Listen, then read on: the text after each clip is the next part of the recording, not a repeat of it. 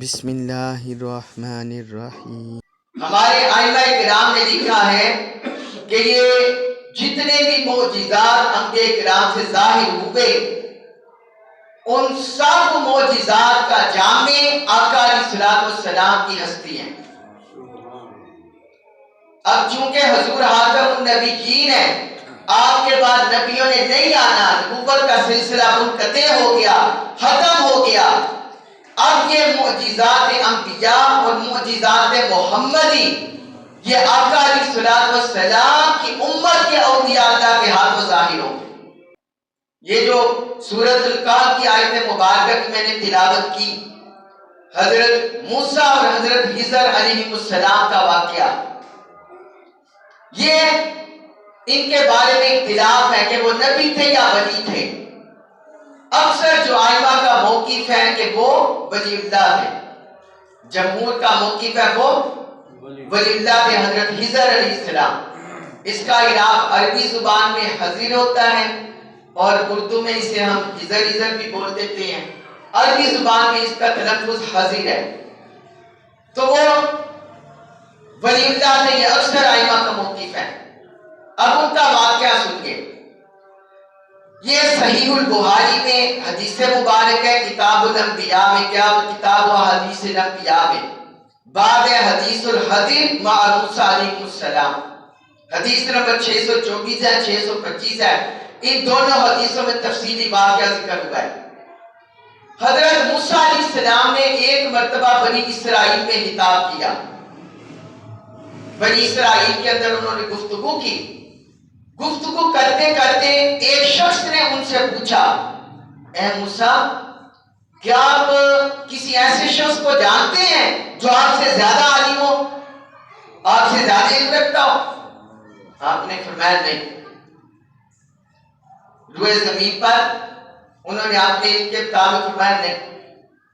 اس پر اللہ رب العزت کی طرف سے تنبیہ ہوئی، انہیں اللہ کی طرف سے وحی آئی، اللہ تعالیٰ نے ان کی طرف وحی کی، فرمایا ہاں ایک بندہ ہے جس کا نام خضر ہے، ایک بندہ ہے جس کا نام خضر ہے، وہ ہمارا بندہ ہے۔ انہوں نے عرض کی، یا اللہ، وہ بندہ مجھے کہاں ملے گا؟ میں اس سے ملاقات کرنا چاہتا ہوں، میں اس بندے سے ملاقات کرنا چاہتا ہوں، کہاں سے ملے گا؟ اللہ تعالیٰ نے فرمایا، تَأْخُذُ حُوتًا فَتَجْعَلُهُ فِي مِنْتَكَ حَيْثُ مَا فَقَدتَ الْحُوتَ فَهُوَ سَمَّى۔ تم اپنے ایک برتن میں مچھلی لے لو، ذبح کی ہوئی مچھلی، مچھلی ظاہر بات ہے جب پانی سے نکالتے ہیں وہ تو اللہ کی طرف سے قدرتی یعنی ذبح ہوتی ہے، تو مچھلی لے لو برتن میں اور تم اسے اپنے ساتھ لے چلو۔ جس جگہ پر تمہیں ملے گے وہ مجمع البحرین ہے، دو سمندروں کے، دو دریاؤں کے ملنے کی جگہ، دو دریاؤں کے ملنے کی جگہ، جہاں بحیرہ فارس اور بحیرہ روم ملتے ہیں، اس جگہ پر یہ تم مچھلی اپنے برتن میں لے کر چلو گے، وہاں مچھلی برتن سے نکل کر دریا میں کود جائے گی، زندہ ہو جائے گی۔ اب اس واقعہ کا ذکر کیا اللہ تعالیٰ نے سورۃ الکہف میں بڑا تفصیل سے، وَإِذْ قَالَ مُوسَىٰ لِفَتَاهُ لَا أَبْرَحُ حَتَّىٰ أَبْلُغَ مَجْمَعَ الْبَحْرَيْنِ أَوْ أَمْضِيَ حُقُبًا۔ ان کے اندر ایک طلب پیدا ہو گئے، ایک طلب پیدا ہو گئے، لگن پیدا ہو گئے اللہ کے بندے سے ملنے کی۔ حضرت موسیٰ علیہ السلام نے اپنے ساتھی سے فرمایا، غلام سے جو ان کے ساتھ تھا، حاتم سے فرمایا، حضرت یوشع بن نون جن کو بعد میں بنی اسرائیل میں نبوت بھی ملی، ان سے فرمایا کہ ہم اس وقت تک چلتے رہیں گے جب تک ہم مجمع البحرین تک نہ پہنچ جائیں، یا ہم چلتے چلتے کیوں ہی تھکتے رہ جائیں، ہم نے چلتے رہنا ہے، ہم نے اپنا سفر نہیں روکنا جب تک ملاقات نہ ہو جائے۔ فَلَمَّا بَلَغَا مَجْمَعَ بَيْنِهِمَا، جس وقت وہ دونوں ان دونوں دریاؤں کے ملنے والی جگہ پر پہنچے، دونوں دریاؤں کے سنگم پر پہنچے. نسیا ہوتا ہوا فتح سبیلا فی البحر سرابا، تو وہ اپنی مچھلی کو بھول گئے. یہ اسی حدیث میں جو میں بخاری شریف کی سنائی کہ حضرت موسیٰ علیہ السلام وہ ٹیک لگا کر، صحرا میں چٹان تھی، ٹیک لگا کر وہ سو گئے. حضرت یوشع بن نون جاگتے رہے، خادم تھے خدمت گزار، تو انہوں نے دیکھ لیا کہ مچھلی وہاں سے نکلی ہے، دریا میں کود کے برتن سے نکل کر. تو قرآن کہتا ہے مناسیہ ہوتا فتح سبیلا فی البحر سرابا، کہ وہ دونوں مچھلی کو بھول گئے اور مچھلی اس نے دریا میں راستہ بنایا اور سرنگ بناتے ہوئے چلی گئی. مردہ مچھلی زندہ ہو گئی، مردہ مچھلی زندہ ہو گئی. فلما جاوزا قال لفتاه آتنا غداءنا، جس وقت وہ اس جگہ کو کراس کر گئے. حضرت ابی بن کعب سے یہ جو حدیث مروی ہے صحیح بخاری کی، کہ اس وقت انہیں یاد ہے جب وہ جگہ کراس کر گئے، جب وہ ملنے کی جگہ کراس کر کے آگے چلے گئے، تو وہ کہتی ہیں قال لفتاه آتنا غداءنا لقد لقینا من سفرنا هذا نصبا. وہ کہتے ہیں جب وہ جگہ سے آگے چلے گئے جس جگہ حضرت خضر سے ملاقات ہونی تھی، تو کہتے ہیں ہمارا کھانا تو لاؤ، ہمیں اس سفر میں بڑی مشقت پہنچی ہے، بڑی ہم نے سختی جی لی ہے، اتنا ہمیں ڈھونڈتے ہو گیا ہے، تو ہمارا کھانا تو لاؤ. اس وقت انہیں یاد آیا یوشع بن نون کو، قال ارأیت اذ ابینا الى الصحرۃ فانی نسیت الحوت. وہ کہنے لگے کہ آپ کو یاد ہے، کیا آپ کو پتا ہے جس وقت وہ ہم ٹیک لگا کر بیٹھے تھے، آرام کرنے لگے تھے چٹان کے پاس اس جگہ، تو اس وقت میں مچھلی کو بھول گیا. وما انسانیہ الا الشیطان ان اذکرہ، اور مجھے شیطان نے اس کا تذکرہ کرنے سے بلا دیا، شیطان نے تذکرہ کرنے سے بلا دیا. وَاتَّخَذَ سَبِيلَهُ فِي الْبَحْرِ عَجَبًا، کہنے لگے کہ بڑی حیرت کی بات ہے کہ وہ مچھلی اپنے برتن میں سے نکلی اور سمندر میں راستہ بناتے ہوئے چلی گئی،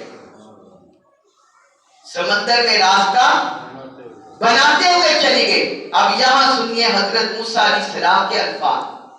حضرت موسیٰ علیہ السلام فرماتے ہیں ذَلِكَ مَا كُنَّا نَبْغِي، فرماتے ہیں اے یوشع بن نون یاد رکھو یہ جو ہم تلاش میں نکلے ہوئے ہیں، ہم سرگرداں ہیں اور اتنا تھکا ماندہ ہو گئے ہیں، اور یہ مشقت کی ہے، یہ تھکاوٹ برداشت کی ہے، اس میں ہماری کوئی ذاتی خواہش نہیں ہے، کوئی ہم کسی اور طلب میں نہیں ہے، بلکہ ہم اسی اللہ کے مقرب بندے کی تلاش میں تھے، اور وہ وہی جگہ ہے جہاں سے مچھلی کودی تھی.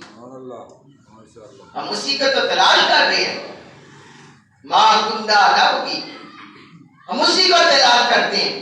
فَارْتَدَّا عَلَىٰ آثَارِهِمَا قَصَصًا، پھر وہ باتیں کرتے ہوئے اپنے وہ قدموں کے نشان جو پیچھے چھوڑ کے تھے انہی قدموں کے نشان پر چلتے ہوئے دوبارہ اسی جگہ پہنچے. وہاں کیا دیکھتے ہیں کہ حضرت خضر علیہ السلام وہ ایک چادر اوڑھے ہوئے لیٹے ہوئے ہیں، چادر اوڑھے ہوئے لیٹے ہوئے ہیں. فَوَجَدَا عَبْدًا مِّنْ عِبَادِنَا آتَيْنَاهُ رَحْمَةً مِّنْ عِنْدِنَا، تو ان دونوں نے ہمارے بندہ خاص کو، جو ہمارے بندوں میں سے خاص تھا، مقرب بندہ تھا، اس کو پا لیا جسے ہم نے اپنے ہاتھ رحمت سے نوازا تھا. وَعَلَّمْنَاهُ مِن لَّدُنَّا عِلْمًا، اور ہم نے انہیں حاصل سے نوازا تھا اپنی جانب سے. اب یہاں ایک بات یاد رکھنے والی یہ ہے جو اس واقعہ سے ہمیں پتہ چلی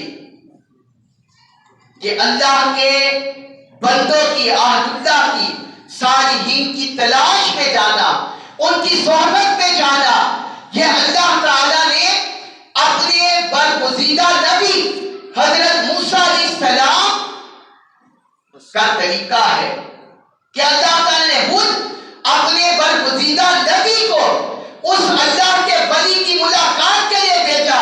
جب انہوں نے خواہش کی، طلب کیا، تو رب نے یہ نہیں فرمایا کہ میں تو اے موسیٰ تم تو برگزیدہ نبی ہو، میں تم سے کلام کرنے والا ہوں، تمہیں اس اللہ کے ولی سے ملاقات کی کیا ضرورت ہے؟ تمہیں سب کچھ مل رہا ہے۔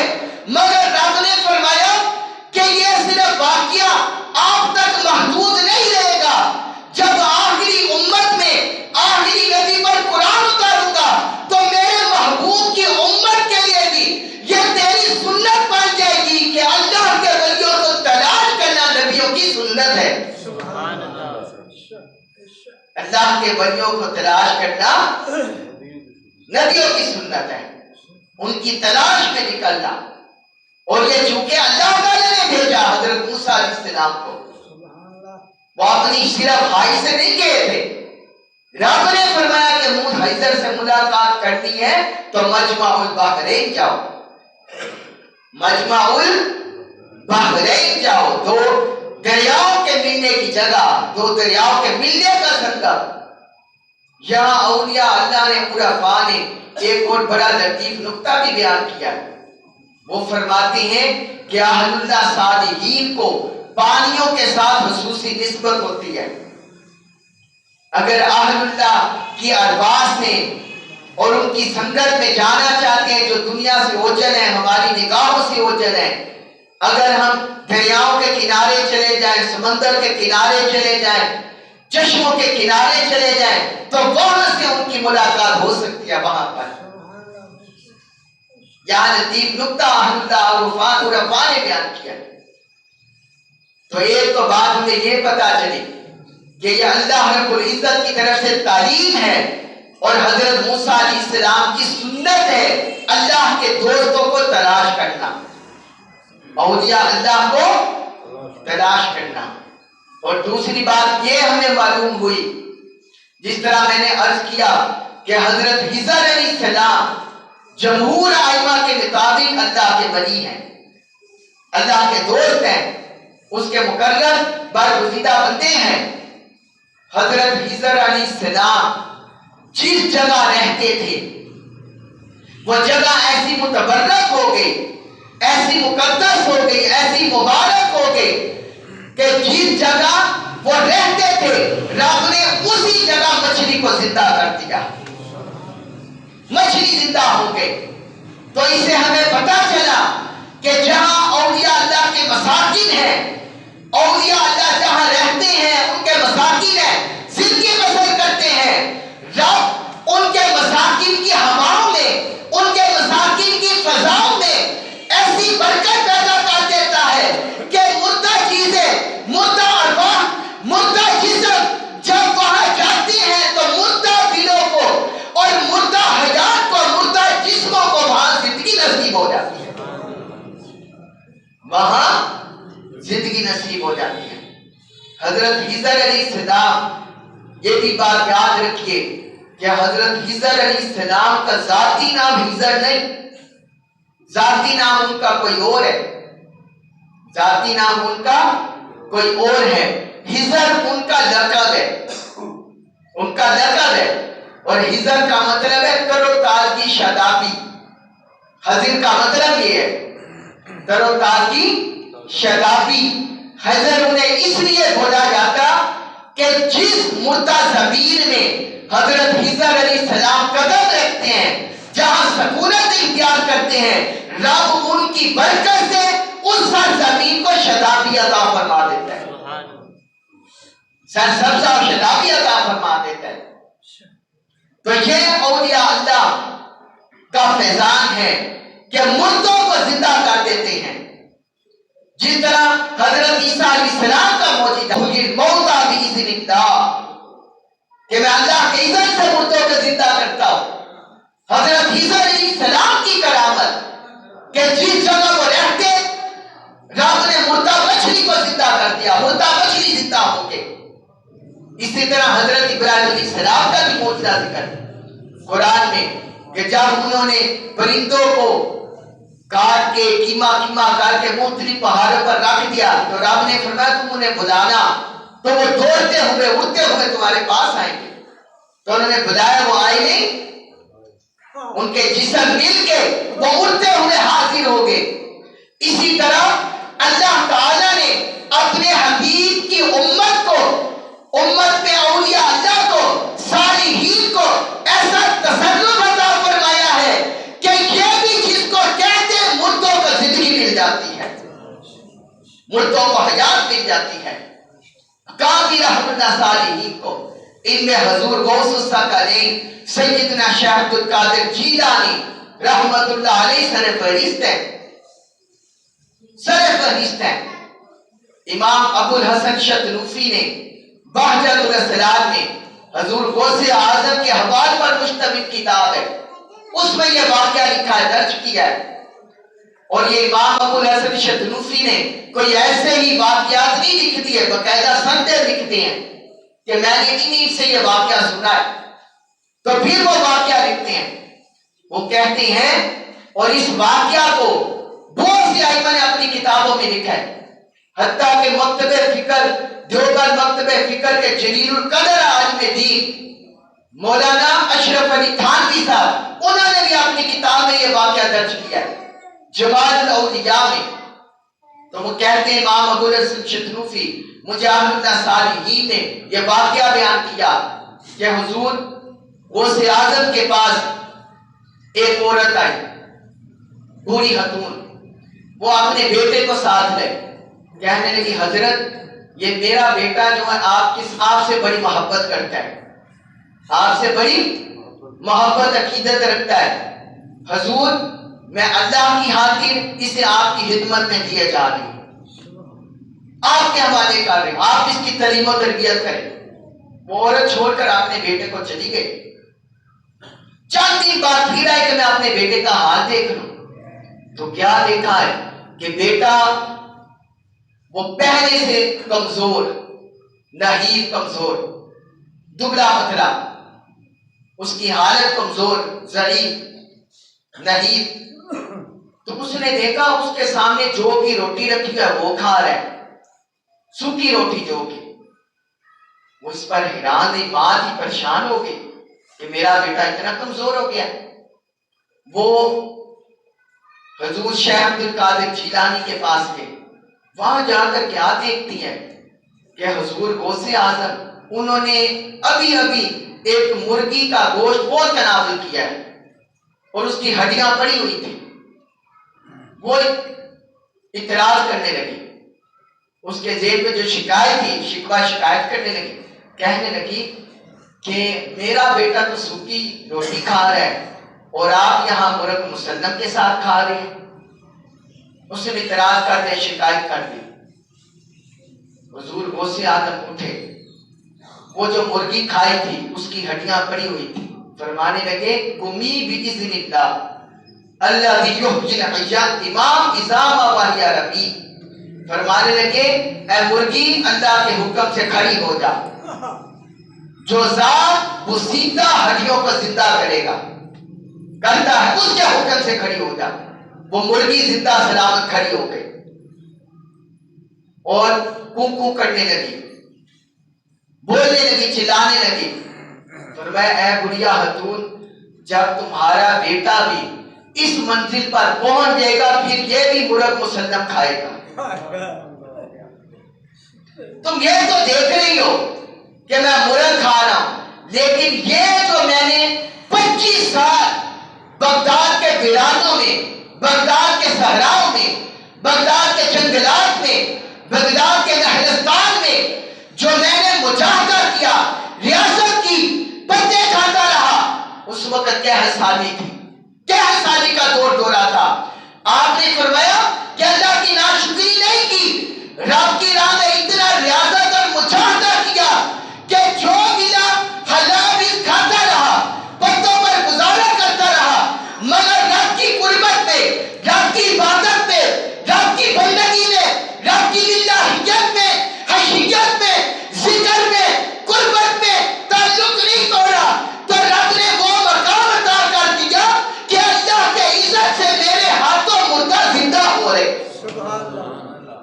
مردوں کا زندگی مل رہی ہے. یہ صرف تم نے دیکھا, پیچھے ریاضت المجاہدہ نہیں دیکھا, ریاضت المجاہدہ نہیں دیکھا. یا آقا علیہ السلام کا فضان معجزہ تھا جو حضور غوث الثقلین کو نصیب ہوا. یہ انبیاء کرام کے معجزات کا تسلسل ہے جو آج حضور کی امت میں جاری ہے, اہل اللہ صالحین میں جاری ہے. اس کی اثر آقا علیہ السلام کے معجزات اور انبیاء کرام کے معجزات جو قرآن میں ذکر ہے. پھر ایک دفعہ حضور غوث الثقلین رحمت اللہ علیہ بہت بڑے مجمع میں خطاب فرما رہے تھے. بہت بڑا مجمع تھا, خطاب فرما رہے تھے. آپ کے مجمع میں 60-70 ہزار افراد شریک ہوتے تھے درس میں. اور یہ آپ کی کرامت تھی کہ جیسے کوئی بندہ صف اول میں بیٹھ کر سنتا, اسی طرح آخری صف میں بیٹھ کر بندہ سنتا درس. یہ آپ کی کرامت تھی. تو اسی درس میں کیونکہ آپ کا تعلق باللہ پر دروس ہوتے تھے, قرآن و سنت کے, احادیث کے, اور لوگوں کو اللہ کے ساتھ جوڑنے کے یہ دروس ہوتے تھے, لوگوں کے دلوں کے احوال بدلتے تھے. آسمان پر ایک چیل آ گئی, چیل. وہ چیخنے چلانے لگے, شور کرنے لگے. اب آپ کو پتا ہے جس وقت کوئی بھی بندہ وائز کر رہا ہو, خطاب کر رہا ہو, کہیں سے شور ہو جائے, چاہے بچے شور ڈالے یا کوئی اور شور و غوغا ہو جائے, تو وہ کیفیت انہمال برقرار رہتے ہیں, نہیں رہتے. تو مجمع میں ایک ہلچل مچ گئی. اب لوگوں کی توجہ حضور غوث اعظم کی بجائے وہ چیل کی طرف ہو گئی, توجہ بڑھ گئی. اور یہ اللہ اور اللہ کے رسول کی تعلیمات کی جو حیا ہے اس کے ادب کے بھی خلاف تھا, اس کے ادب کے بھی خلاف تھا. آپ نے اس چیل کو دیکھا اور فرمایا اے ہوا اس کو دبوچ لے. ہوا کو حکم دیا اسے دبوچ لے. اسی وقت چیل پھر پڑائی اور زمین پر آ گئی, مر گئی. آپ نے درس دیا, جب درس دے کر فارغ ہو گئے, جانے لگے, اس چیل کے پاس سے گزرے. بعض روایات میں جو منقول ہے, یہ امام ابو الحسن شتروفی نے بھی ذکر کیا ہے اور بعض اور نے مختلف الفاظ سے بھی ذکر کیا ہے. فرمانے لگے اس سے کیا ہوا تھا؟ لوگوں سے پوچھا, لوگوں نے کہا آپ نے تو فرمایا تھا. فرمایا اچھا. اس چیل کو پکڑ کر ایک ہاتھ سے پکڑا, دوسرے ہاتھ سے ہاتھ اس پر پھیرا, بسم اللہ الرحمن میں اڑ جا. سبحان اللہ.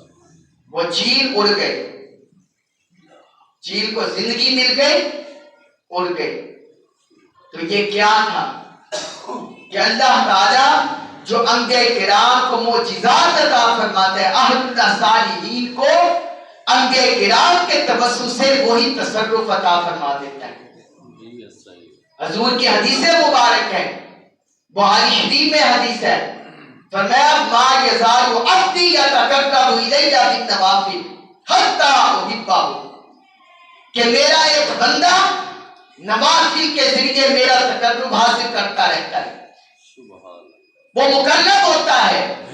اب مقرب بارگاہ ہونے کے باوجود اللہ کی عبادت, ریاضت, مجاہدہ, عبادت گزاری نہیں چھوڑتا. وہ منزلیں طے کرتا جاتا ہے, سست کاہل نہیں ہوتا, منزلیں طے کرتا جاتا ہے. حتیٰ احبہ, حتیٰ کہ اس مقام پر آ جاتا ہے میرا محبوب ہو جاتا ہے, میرا محبوب ہو جاتا ہے. فَإِذَا أَحْبَبْتُهُ كُنْتُ سَمْعَهُ الَّذِي يَسْمَعُ بِهِ وَبَصَرَهُ الَّذِي يُبْصِرُ بِهِ وَيَدَهُ الَّتِي يَبْطِشُ بِهَا وَرِجْلَهُ الَّتِي يَمْشِي بِهَا.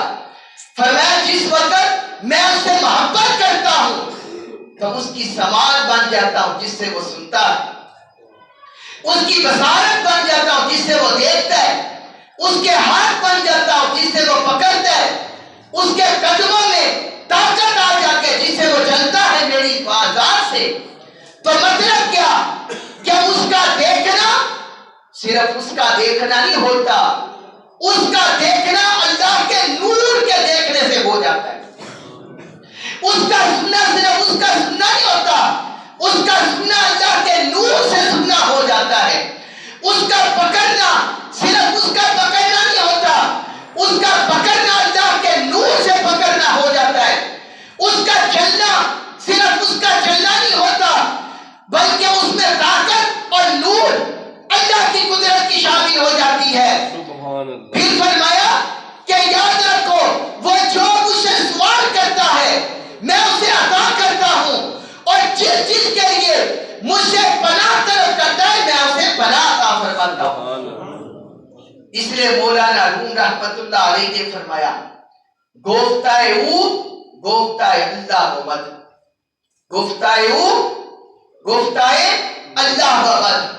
کیا اللہ صالحین ولی اللہ کو یہ مقام حاصل ہو جاتا ہے, بولتا وہ ہے مگر اس کی زبان میں خدا بولتا ہے, اس کی زبان میں خدا بولتا ہے. گرچہ زہر قوم عبداللہ ومد, اگرچہ اللہ کے بندے کے حلق سے اس کی زبان سے اس کے منہ سے کلام نکلتا ہے, مگر حقیقت میں رب اس کی زبان سے بولتا ہے. جس طرح حضور نے حضرت عمر فاروق رضی اللہ عنہ کے لیے فرمایا الحق ینطق علی لسان عمر, کہ عمر کی زبان پر حق بولتا ہے. حق جو نہیں ہوتا ہے عمر کی زبان سے. یہ کیا ہے وما ینطق عن الہوی ان هو الا وحی یوحی, کہ میرا مصطفیٰ جو بولتا ہے یہ خود کلام نہیں کرتا بلکہ یہ وحی الہی سے بولتا ہے. مصطفیٰ وحی الہی سے بولتے ہیں, اور مصطفیٰ کی امت میں ولی مصطفیٰ کے غلام وہ اللہ کے الہام سے بولتے ہیں, اللہ کے الہام سے بولتے ہیں جو ان کی طرف ہوتا ہے. یہ مقام ہوتا ہے اہل اللہ صالحین کا. اللہ تبارک و تعالی ہمیں اہل اللہ صالحین کے مقام کی معرفت نصیب فرمائے. وما علیک الا البلاغ المبین.